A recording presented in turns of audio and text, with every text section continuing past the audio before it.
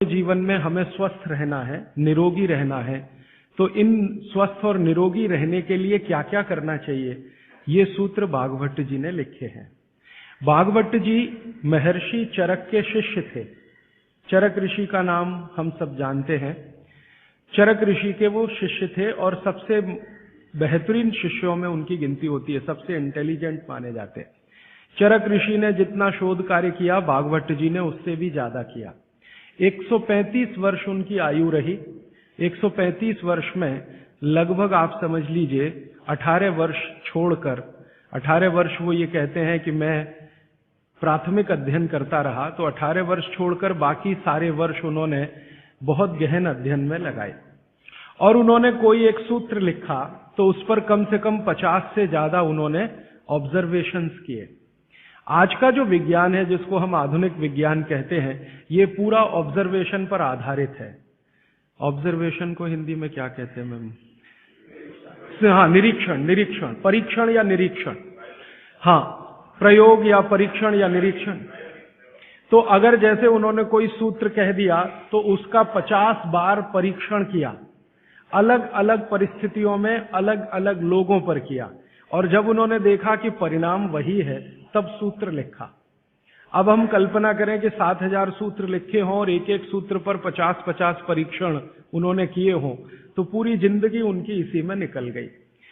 महर्षि भागवत बाल ब्रह्मचारी थे। अंतिम समय तक वो ब्रह्मचर्य का ही पालन करते रहे। गृहस्थ आश्रम उन्होंने नहीं जिया, लेकिन वो मानते थे कि गृहस्थ आश्रम बहुत महत्व का है। तो ऐसे महर्षि भागवत के सूत्रों को मैं पिछले 6 साल से पढ़ता रहा, और भारत की आज की जो परिस्थिति है, मैं मानता था और आज भी मानता हूं कि उसमें ये बहुत अनुकूल है। आज हमारे भारत की परिस्थिति ऐसी है, 112 करोड़ लोग इस देश में रहते हैं। इनमें से करीब 75 से 80 करोड़ लोग बीमार हैं। सरकार कहती है कि सिर्फ 30 करोड़ लोग हैं स्वस्थ, बाकी सब हैं बीमार। अलग अलग बीमारियां हैं, वात की बीमारियां हैं, पित्त की हैं, कफ की हैं, और इन बीमारियों का इलाज करने के लिए भारत में कुल मिलाकर 23 लाख डॉक्टर हैं रजिस्टर्ड, जो MBBS, BAMS और BHMS तीनों पद्धति के हैं। 23 लाख रजिस्टर्ड डॉक्टर हैं। अगर अनरजिस्टर्ड डॉक्टर भी इसमें मिला दें तो सरकार कहती है लगभग अनरजिस्टर्ड डॉक्टर भी इतने ही हैं, 25 लाख के आसपास। तो कुल मिलाकर हम 50 लाख डॉक्टर मान लें, अनरजिस्टर्ड और रजिस्टर्ड, तो भी मरीजों की संख्या 70 से 80 करोड़ है। एक डॉक्टर एक दिन में अच्छे से अच्छे काम करे तो 30 से ज्यादा मरीज नहीं देख पाता।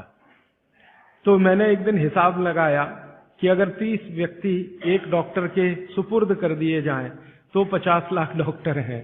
मुश्किल से 1.5 करोड़ लोगों का इलाज हो सकता है, और रोगी 75 से 80 करोड़ हैं। तो भागवत जी एक सूत्र लिखकर चले गए। वो ये कहते हैं कि हर व्यक्ति अपनी चिकित्सा स्वयं कर सकता है, और इस बात को उन्होंने कहा कि 85% चिकित्सा बहुत आसान है, जो कोई भी व्यक्ति स्वयं कर सकता है। 15% चिकित्सा थोड़ी मुश्किल है, जिसमें आपको विशेषज्ञ की मदद की जरूरत पड़ती है। तो मैंने सोचा क्यों ना ये 85% चिकित्सा जो आसान है वो लोगों तक पहुंचाई जाए। इस दृष्टि से ये व्याख्यान श्रृंखला आयोजित की है। यहाँ पर श्रीमती प्रभा देवी जयप्रकाश जी के नाम से चलने वाला एक ट्रस्ट है, उसके मुख्य व्यक्ति मेरे साथ हैं श्री शुभाकांत जी दास, और उनके पुत्र हैं प्रदीप भाई, और उनके सब सहयोगी निरंजन भाई और मेघाणी जी, इन सब ने मिलकर ये आयोजन किया। और मेरे जीवन का ये पहला व्याख्यान है जो मैं इस विषय पर दे रहा हूं। इसके पहले इस विषय पर मैंने कहीं बात ही नहीं की, क्योंकि अभी तक तो मैं अध्ययन ही करता रहा। और ये बात करने का ऐसा हो गया कि एक दिन मैं शोभाकांत जी के घर खाना खा रहा था, प्रदीप भाई के साथ बात हो गई कि क्यों ना इस विषय पे बात किया जाए। तो ऐसे ये तय हो गया अनायास, लेकिन मुझे लगा कि ये शायद सार्थक हुआ। कई लोगों ने मुझे कहा, और खासकर बाबूजी माने शोभाकांत जी ने मुझे कहा कि तुम पुराने भाषण देना बंद कर दो, वो जो पेप्सी कोका कोला वाले और विदेशी स्वदेशी वाले या WTO वाले, ये ही कहो। शायद बहुत लोग ऐसा कहते हैं। अगर ऐसा सबका मन बना तो शायद इस विषय में मैं आगे भी और ज्यादा गहराई से रिसर्च करके बात करता रहूंगा। तो अब तक हमने 3 दिन की व्याख्यानमाला पूरी की है, आज चौथा दिन शुरू हो रहा है। तो कल तक के जितने सूत्र थे वो एक बार मैं आपको दोहरा दूं ताकि आपको याद हो जाए। कल का सबसे पहला महत्व का सूत्र मैंने बोला था कि आप खाना खाने के बाद पानी ना पिए, पानी हमेशा 1.5 घंटे के बाद पिए। कारण मैंने उसका बहुत विस्तार से बताया था, उसमें दोबारा जाने की जरूरत नहीं है। वो पहला सूत्र था कल का। दूसरा सूत्र था कि पानी जब भी पिए तो घूट घूट भर के पिए, एक एक सिप लेकर पानी पिए, जैसे आप गर्म दूध पीते हैं या गर्म चाय या गर्म कॉफी पीते हैं। और उसका कारण भी मैंने आपको समझा दिया था। तीसरा सूत्र है कि आप जब भी पानी पिए तो ठंडा ना पिए, कभी भी ठंडा पानी ना पिए, हमेशा गुनगुना पानी पिए। वैसे जैन दर्शन में इसी को पक्के पानी की कहा जाता है, इसको बात वो बिल्कुल वैज्ञानिक है। भागवत जी भी उसका समर्थन करते हैं। हमेशा गुनगुना पानी पीने की कोशिश करें। आप में से कई लोगों ने सवाल पूछे थे कि गर्मियों में भी क्या गुनगुना पानी पिए। भागवत जी की माने तो गर्मियों में भी गुनगुना पी सकते हैं, लेकिन कोई बहुत तकलीफ आए तो मिट्टी के बर्तन का पानी आप गर्मी के दिनों में 3-4 महीने पी सकते हैं। फिर चौथा सूत्र ये था कल का कि पानी कभी भी पिए तो सवेरे उठते ही सबसे पहले जरूर पिए, माने सुबह की शुरुआत पानी से करें। और उसमें मैंने बताया था कि मुंह का कुल्ला किए बिना वो उठते ही पानी आपको पीना है, क्योंकि रात को जब आप सोते हैं तो जो कुछ भी लार मुंह में बनी है ये बहुत ही कीमती है, इसका औषधीय गुण बहुत है। और जैन दर्शन में इसको अहिंसा के साथ जोड़ा हुआ है, और वो मैंने करके भी देखा है कि सुबह की लार गलती से भी आप किसी चींटी या चींटा या मक्खी पे थूक दो, वो तुरंत मर जाएगा। सुबह की लार अगर आपने गलती से चींटी, चींटा या मक्खी पे थूक दिया, वो तुरंत मर जाता है, क्योंकि उसका औषधीय गुण बहुत प्रबल होता है सुबह सुबह। तो जैन दर्शन ने इसको अहिंसा से जोड़ा, भागवत जी ने इसको शरीर स्वास्थ्य से जोड़ा। तो ये 4 सूत्र मैंने कल आपको बताए थे, ये बहुत फंक्शनल है, ऑपरेटिव। इसके पहले 5 सूत्र पिछले 2 दिनों में मैंने बात की थी।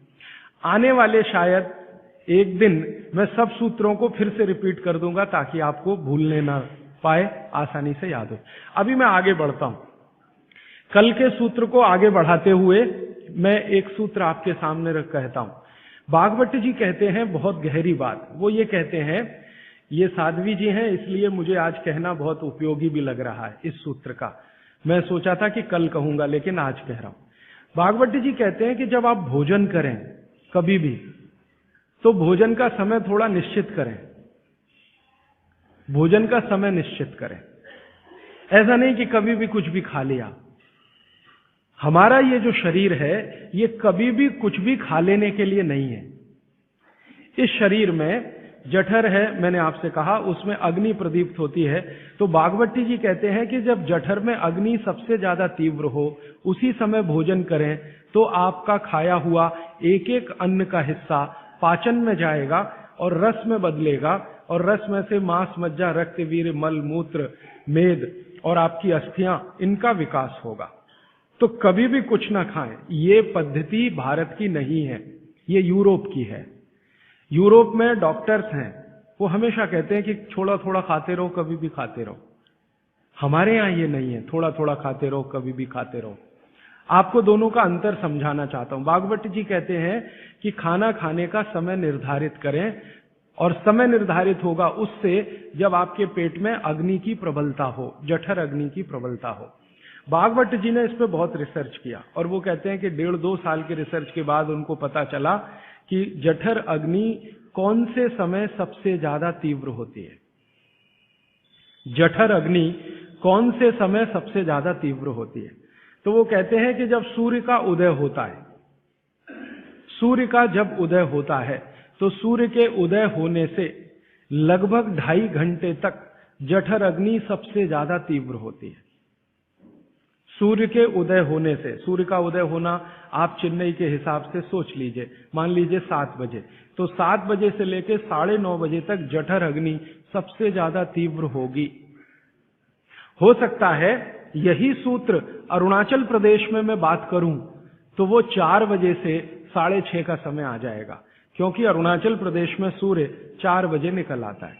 अगर मैं सिक्किम में बात करूंगा तो और 15 मिनट पहले हो जाएगा, और यही बात अगर मैं गुजरात में जाकर करूंगा तो आपसे समय थोड़ा भिन्न हो जाए। तो सूर्य के साथ इसको ध्यान रखें। तो सूर्य का उदय जैसे ही हुआ, उससे अगले 2.5 घंटे तक जठर अग्नि सबसे ज्यादा तीव्र होती है। तो भागवत जी कहते हैं कि इस समय सबसे ज्यादा भोजन करें, इस समय सबसे ज्यादा भोजन करें। वो तो एक जगह यहां तक कह देते हैं कि आप अगर संभव हो तो 9:30 बजे के अंदर ही लंच करें, 9:30 बजे के अंदर ही लंच करें, माने ब्रेकफास्ट गायब, नाश्ता छोड़ें, सीधे ही भोजन करें। यहां तक वो कहते हैं। वो ये कहते हैं कि सुबह 9:30 बजे तक अगर आपने भरपेट भोजन किया है तो इसमें से जो कुछ भी बनेगा वो एक एक बूंद, एक एक अन्न का टुकड़ा, एक एक दाने का टुकड़ा आपके शरीर के लिए उपयोगी होगा। क्यों? क्योंकि वो कहते हैं कि सुबह 7 बजे से, आपके हिसाब से मैं कह रहा हूं, 7 बजे से 9:30 जठर अग्नि बहुत तीव्र होती है। भागवत जी ने एक और रिसर्च किया था कि शरीर के जो अलग अलग अंग हैं, जैसे हृदय है, हृदय, और जैसे जठर है, जठर, जैसे किडनी है, जैसे लीवर है, इनके काम करने का अलग अलग समय है। जठर अग्नि के काम करने का सबसे अच्छा समय है 7 से 9:30, सूर्योदय से 2.5 घंटे तक। फिर इसी तरह से हृदय, हृदय के काम करने का समय है सबसे ज्यादा ब्रह्म मुहूर्त से 2.5 घंटे पहले। ब्रह्म मुहूर्त आप समझते हैं 4, 4:30, तो 2, सवा 2 बजे, 1:30 बजे से लेकर 4 बजे के बीच में हार्ट सबसे ज्यादा सक्रिय होता है और सबसे ज्यादा हार्ट अटैक उसी समय में आते हैं। किसी भी डॉक्टर से पूछ के देख लीजिए, क्योंकि हृदय जब सबसे ज्यादा सक्रिय होगा तो हृदय घात भी उसी समय होगा। इसलिए 99% हार्ट अटैक अर्ली मॉर्निंग्स में ही होते हैं, क्योंकि हृदय के काम करने का उस समय सक्रियता सबसे ज्यादा है। इसी तरह हमारा लीवर है, इसी तरह किडनी है। इसकी पूरी एक सूची मैंने बनाई है, बाहर पुस्तकों में है, इसलिए विस्तार में मैं नहीं जाता। संकेत के लिए आपसे कह रहा हूं कि हर शरीर के अंग का काम करने का एक निश्चित समय है, प्रकृति ने तय किया है, उसको भगवान ने तय किया है। तो आपका जठर अग्नि है, ये सबसे अच्छा 7 से 9:30, तो आप भरपेट खाना खाइए, ठीक है। फिर आप बोलेंगे जी दोपहर को भूख लगी तो थोड़ा और खा लीजिए, लेकिन भागवत जी कहते हैं कि सुबह का खाना सबसे ज्यादा, अगर आज की भाषा में मैं कहूं तो आपका जो ब्रेकफास्ट है ना, वो हैवियर से हैवियर होना चाहिए, भारी से भारी ब्रेकफास्ट। जितना खाते हैं ज्यादा भी खा लीजिए, कोई फर्क नहीं पड़ता। सुबह के नाश्ते में भरपेट खाइए। फिर वो कहते हैं दोपहर का भोजन अगर आप कर रहे हैं तो इसको थोड़ा कम करिए, नाश्ते से, दोपहर का भोजन नाश्ते से कुछ कम करिए, 1/3 कम कर दीजिए, और रात का भोजन दोपहर के भोजन का 1/3 कर दीजिए। अब सीधे से मैं कहता हूं, अगर आप सवेरे 6 रोटी खाते हैं तो दोपहर को 4 ले लीजिए और शाम को 2 ले लीजिए। अगर आपको आलू का पराठा खाना है या गोभी का पराठा खाना है, आपकी जीभ स्वाद के लिए मचल रही है, तो भागवत जी कहते हैं कि सब कुछ सवेरे खाओ। आलू का पराठा भी खाओ, गोभी का पराठा भी खाओ, मूली का पराठा खाओ, जो आपको खाना है। हालांकि जैन है तो आलू का पराठा तो निषिद्ध है, मूली का भी निषिद्ध है आपके लिए। फिर अगर जो जैन नहीं है उनके लिए आपको जो ज्यादा अच्छा लगता है खाने में, मैं आपको एक वाक्य में कहता हूं, जो चीज सबसे ज्यादा पसंद है वो सुबह खाओ। रसगुल्ला पसंद है तो सुबह खाओ, रबड़ी खानी है तो पसंद है तो सुबह खाओ, जलेबी खानी है तो सुबह खाओ, इमरती खानी है तो सुबह खाओ। जो भोजन आपको सबसे ज्यादा पसंद है वो सुबह खाओ, पेट भर के खाओ। वो ये कहते हैं कि इसमें छोड़ने की जरूरत नहीं है, पेट भर के खाओ तो पेट की संतुष्टि हुई, मन की भी संतुष्टि होती है। और भागवत जी कहते हैं कि भोजन में मन की संतुष्टि पेट की संतुष्टि से ज्यादा बड़ी है। मन हमारा जो है ना, ये खास तरह की वस्तुओं से या हार्मोन से या एंजाइम से संचालित है। मन को आज की भाषा में डॉक्टर्स लोग जो गिनते हैं ना, हालांकि वो है नहीं, लेकिन उन्होंने जो कहा है वो पीनियल ग्लैंड के बारे में है। ये जो पीनियल ग्लैंड है ना, इसमें से बहुत सारा रस निकलता है, जिनको हम हार्मोन्स कह सकते हैं, कुछ एंजाइम्स हैं। ये संतुष्टि के लिए सबसे आवश्यक ग्लैंड है, पीनियल ग्लैंड। तो भोजन अगर आपको तृप्त करता है, भोजन में एक तो पेट भरना है और एक तृप्त होना, तृप्त करेगा तो पीनियल ग्लैंड आपकी सबसे ज्यादा सक्रिय है, तो जो भी रस और एंजाइम चाहिए शरीर को नियमित रूप से समान अंतर पे निकलते रहते हैं। और जो भोजन से तृप्ति नहीं है तो गड़बड़ होती है पीनियल ग्लैंड, और पीनियल ग्लैंड की गड़बड़ी पूरे शरीर में पसर जाती है और आपको तरह तरह के रोगों का शिकार बना दे। अगर आप तृप्त भोजन नहीं कर पा रहे हैं तो निश्चित रूप से 10-12 साल के बाद आपको मानसिक क्लेश होगा और रोग होंगे। मानसिक रोग बहुत खराब है। आप सिजोफ्रेनिया के शिकार हो सकते हैं, डिप्रेशन के शिकार हो सकते हैं, आपको कई ऐसी गंभीर बीमारियां हो सकती हैं। भागवत जी कहते हैं कि आप भोजन करते हुए अगर संतुष्ट नहीं है तो 27 तरह की बीमारियों से ग्रसित हो सकते हैं। उनकी पूरी सूची है, वो पुस्तक में है। कभी भी भोजन करें तो पेट तो भरे ही, मन भी तृप्त हो, और मन के तृप्त और पेट के भरने का सबसे अच्छा समय सवेरे का ही है। अब मैंने ये भागवत जी के सूत्र को चारों तरफ देखना शुरू किया तो मुझे पता चला कि मनुष्य को छोड़कर जीव जगत का हर प्राणी इस सूत्र का पालन कर रहा है, मनुष्य को छोड़कर, क्योंकि मनुष्य को मैं मूर्ख मानता हूं। हालांकि मनुष्य अपने को होशियार समझता है, लेकिन मनुष्य से ज्यादा होशियार ये जीव जगत के प्राणी हैं। आप चिड़िया को देखो, चिड़िया, कितने भी तरह की चिड़िया, सवेरे सूरज उगते ही उसका खाना शुरू हो जाता है और भरपेट खाती है। 6 बजे के आसपास आप राजस्थान में निकल जाओ, गुजरात में निकल जाओ, सब चिड़िया अपने अपने काम पे लगी हुई है, खाना खाने में खूब जम के खाती है, और पेट भर गया उसके 4 घंटे के बाद ही पानी पीती है, दोपहर को ही पानी पीती। गाय को देखो, सुबह उठते ही सूरज जैसे ही निकलेगा गाय का खाना शुरू हो जाएगा, भैंस का खाना शुरू हो जाएगा, बकरी, बकरे, भेड़, गधा, घोड़ा सब सुबह उठते ही खाना खाना शुरू करेंगे और पेट भर के खाएंगे, छक के खाएंगे, फिर दोपहर को आराम करेंगे। तो ये सारे जानवर, सारे जीव जंतु, आप सांप को देखो, बिच्छू को देखो, कीड़ी को देखो, चींटी को देखो, चींटे को देखो, सब जानवर, सब जीव जंतु जो हमारी आंखों से दिखते हैं, जो नहीं भी दिखते हैं, ये सबका भोजन करने का समय सवेरे सूर्योदय का ही है। सूर्योदय के साथ ही ये सब भोजन करते हैं, इसलिए ये हमसे ज्यादा स्वस्थ रहते हैं। मैंने आपको कई बार ये कहा है, आप उसको हंस देते हैं, किसी भी चिड़िया को डायबिटीज नहीं होता, किसी भी बंदर को हार्ट अटैक नहीं आता। बंदर तो आपके नजदीक है ना शरीर रचना में, बस बंदर और आप में एक ही अंतर है कि उसको पूंछ है, आपको नहीं है, बाकी सब कुछ एक ही है। आपका हृदय बंदर का हृदय, आपका लीवर बंदर का लीवर, आपकी किडनी बंदर की किडनी, सब कुछ समान है। माँ का गर्भाशय, बंदरिया का गर्भाशय, सब समान है, एक ही अंतर है, उसको पूछे, आपको नहीं है। तो ये बंदर को कभी भी डायबिटीज नहीं, आर्थराइटिस नहीं, कोई कुछ नहीं, कोई कुछ नहीं। मेरे एक बहुत अच्छे मित्र हैं डॉक्टर रविंद्रनाथ शानबाग, वो रहते हैं कर्नाटक में। कर्नाटक में एक उडुपी नाम की जगह है, वहां रहते हैं, बहुत बड़े प्रोफेसर हैं, मेडिकल कॉलेज में काम करते हैं। उन्होंने एक बड़ा गहरा रिसर्च किया। उन्होंने कहा कि मैंने जिंदगी भर, माने 15-16 साल उन्होंने एक रिसर्च किया कि बंदर को बीमार बनाओ, क्योंकि उन्होंने बहुत सारे वैज्ञानिकों से यह सुन रखा है कि बंदर बीमार नहीं होता, और बीमार होगा तो मरेगा ही, जीवित नहीं रहेगा, तो बंदर को बीमार बनाओ। तो उन्होंने तरह तरह के वायरस और बैक्टीरिया बंदर को डालना शुरू किया, कभी इंजेक्शन के माध्यम से, कभी किसी माध्यम से। वो कहते हैं कि मैं 15 साल असफल रहा, बंदर को कुछ नहीं हो सकता। और मैंने कहा कि आपने ये बता दिया कि ठीक है बंदर को कुछ नहीं हो सकता। वो कहते हैं कि मैंने बहुत कोशिश किया कि उसके ब्लड का कोलेस्ट्रॉल बढ़ा दूं, बढ़ता ही नहीं। तब उन्होंने एक दिन रहस्य की बात बताई, वो आपको भी मैं बता देता हूं कि बंदर का जो ब्लड है ना, उसका RH फैक्टर दुनिया में सबसे आदर्श है। और आपका RH फैक्टर जब नापता है ना कोई डॉक्टर, तो बंदर से ही कंपेयर करता है, वो बताता नहीं आपको, ये अलग बात है, कंपैरिजन बंदर से ही होता है। कारण उसका है कि उसको कोई बीमारी आ नहीं सकती, ब्लड में कोलेस्ट्रॉल बढ़ता नहीं, ट्राइग्लिसराइड कभी बढ़ता नहीं, डायबिटीज कभी होती नहीं, शुगर कितनी भी बाहर से इंट्रोड्यूस करो उसके ब्लड में टिकती नहीं।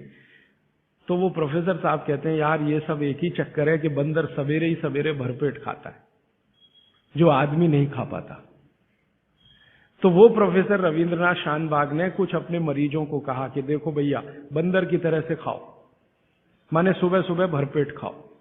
तो उनके कई मरीज हैं जिन्होंने पर उन्होंने एक्सपेरिमेंट किया, और वो मरीज बताते हैं कि जब से उन्होंने सुबह भरपेट खाना शुरू किया, किसी की डायबिटीज माने शुगर कम हो गई, किसी का कोलेस्ट्रॉल कम हो गया, किसी के घुटने का दर्द कम हो गया, किसी के कमर का दर्द कम हो गया, किसी का कुछ, गैस बनना बंद हो गई, पेट में जलन होना बंद हो गई, नींद अच्छी आने लगी, वगैरह वगैरह, सारे इंप्रूवमेंट वो